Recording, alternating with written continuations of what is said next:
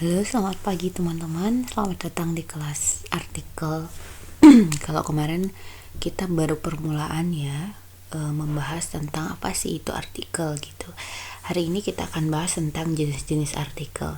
Sebenarnya artikel itu dapat dibagi dalam 4 jenis. Yang pertama itu adalah artikel praktis. Artikel praktis itu biasanya berisi tips ya, bersifat petunjuk praktis tentang tata cara melakukan sesuatu atau how to do it. Jadi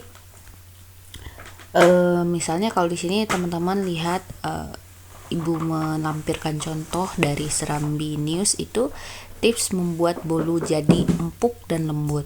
Perhatikan bahan-bahan hingga proses aduk. Jadi artikel praktis lebih menekankan pada aspek ketelitian, keterampilan daripada masalah pengamatan dan pengembangan pengetahuan serta analisis peristiwa. Biasanya artikel praktis ini ditulis menggunakan pola yang kronologis atau step by step ya. Nah, ini artikel praktis. Kemudian ada lagi artikel ringan. Nah, artikel ringan ini biasanya sering kita baca, seharusnya ya. Lazim ditemukan pada rubrik anak-anak, remaja, wanita, dan keluarga. Bahasannya bukan bahasan yang berat ya, cenderung bahasan ringan, cara penyajiannya ringan pula gitu. Jadi tidak butuh kemampuan berpikir yang terlalu mendalam gitu. Nah, ada beberapa topik bahasan ya, misalnya kiat sukses belajar, bagaimana menjadi orang yang sukses, ambisius, atau misalnya tips berjualan online gitu. Nah, bagaimana sukses berjualan online? Kalau tips mungkin lebih ke tahapan-tahapan ya sebenarnya. Nah, di sini ibu melampirkan contoh dari Kompas, misalnya kalau kemarin kan sempat trending tentang ghosting ya. Nah, jadi apa sih itu ghosting? Nah, itu termasuk artikel ringan, populer pencarian Google, apa itu ghosting? Jadi mengulas hal yang ringan gitu, tapi satu hal yang populer di masyarakat ya. Oke, terus ada lagi tips dan trik memilih warna cat dinding agar rumah lebih cerah. Terus kemudian di sini juga ada kreatif memotret saat di rumah dan ingin lolos SNMPTN 2021. Yuk perhatikan hal berikut. Jadi artikel ringan itu adalah kembali lagi ya, dia tidak berat ya, tidak seperti strike news ya, tidak pula seperti pembahasan yang mendalam gitu. Jadi ringan sekali. Nah, beda dengan artikel halaman opini. Nah, artikel halaman opini itu sebenarnya cukup jarang ya ibu temukan sebenarnya, karena artikel halaman opini ini biasanya ditulis oleh wartawan sendiri ya. Jadi halaman ini biasanya khusus, memang ada kan halaman khusus opini yang isinya tulisan, tajuk, rencana, karikatur, kolom, pojok, surat pembaca gitu. Nah, ini sebenarnya salah satu opini sih. Cuman perbedaan opini dan artikel itu adalah kalau opini dia lebih ke pandangan subjektif ya. Kalau artikel itu biasanya lebih mendalam ya. Balik lagi, artikel itu harus ada referensinya. Nah, yang keempat ya, ini yang sangat beda sekali adalah artikel analisis ahli. Jadi ini lebih mendalam ya teman-teman dibandingkan artikel-artikel sebelumnya. Jadi artikel ini biasanya ditulis oleh ahli ya atau pakar di bidangnya dalam bahasa yang populer dan komunikatif. Kalau teman-teman lihat di sini, ibu melampirkan contoh dari Kompas ya, menggelorakan semangat Ubuntu di hari pekerjaan sosial sedunia ya. Nah, jadi ditulis oleh Asep Jahidin. Siapa sih Asep Jahidin ini? Nah, ini yang disebut dengan ahli. Beliau adalah dosen kesejahteraan sosial UIN Sunan Kalijaga Yogyakarta. Jadi keahlian beliau gitu, beliau mengupas. Jadi artikel itu sebenarnya sebuah solusi gitu teman-teman. Kalau strike news ya udah, dia hanya sekedar informal. sekedar informasi gitu, tapi artikel ini tidak hanya sekedar informasi tapi juga memberikan solusi bagi para pembacanya. Nah, kalau kita lihat tadi mungkin makin ke belakang makin berat ya.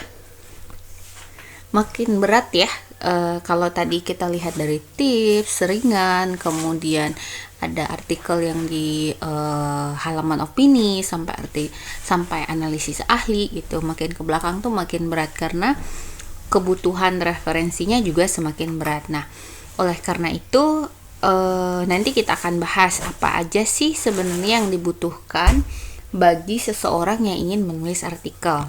Nah, sebelumnya kita bahas dulu ya kedudukan dan fungsi artikel itu apa. Jadi sebagai penafsir dan penerjemah berita bagi surat kabar. Contohnya kalau misalnya kemarin kita bahas kalau misalnya yang trending ya impor ya, kan yang sekarang tren itu adalah berita impor beras. Kemudian diulas oleh para ahli kenapa kita harus impor beras. Apa sih solusi yang harus dilakukan oleh pemerintah untuk mengurangi impor beras dan segala macam. Nah, itu adalah bentuk dari artikel ya, teman-teman. Nah, selebihnya apalagi sih sebagai wahana diskusi, sosialisasi gagasan, kontribusi pemikiran dalam kerangka mencari solusi. Lagi-lagi ya solusi, serta proses sarana aktualisasi dan eksistensi diri penulis ya.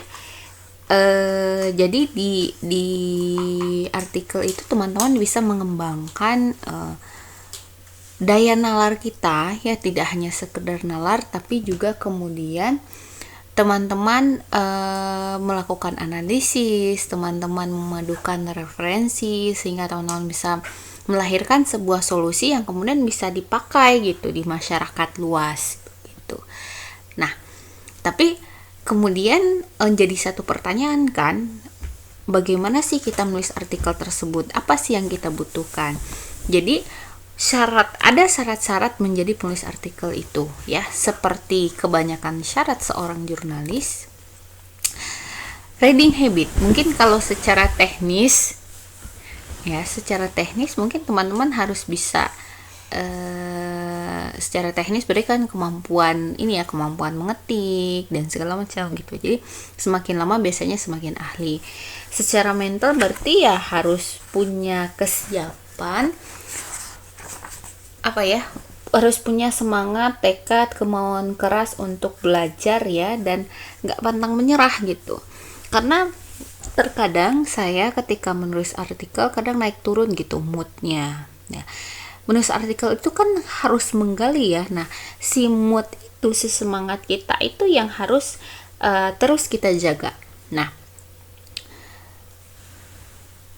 syarat yang ketiga mungkin ini yang paling sulit ya, reading habit. Jadi kita tuh harus rajin membaca, teman-teman. Kalau misalnya kita lihat tadi di halaman sebelumnya ya, di slide sebelumnya, seseorang tuh menulis bagaimana sih memahami tentang hari pekerja sosial hari ini gitu.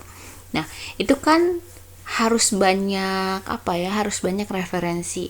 Sebenarnya menguntungkan ketika teman-teman punya reading habit ya. Karena ini sangat berguna tidak hanya sebagai seorang jurnalis ya, tapi hari ini kan teman-teman sebagai seorang mahasiswa yang itu akan sangat berguna ketika nanti di skripsi ya. Terus daya intelektual, jadi tidak hanya sekedar berbicara ya. Jadi artikel ini kan ada kaitannya dengan visi akademis ya, ada daya nalar, wawasan ilmu pengetahuan, serta kemampuan dalam menyajikan tulisan yang logis, sistematis, dan analitis dengan didukung oleh referensi yang relevan, aktual, dan representatif. Nah, jadi tidak hanya sekedar kreatif dalam menulis artikel, tapi harus ada visi intelektualnya. Nah, ini yang sangat ditekankan dalam penulisan artikel ya. Dan terakhir adalah sosiokultural. Jadi kaitannya dengan kemampuan beradaptasi dengan lingkungan sosial, termasuk menjalin komunikasi dengan pihak media massa.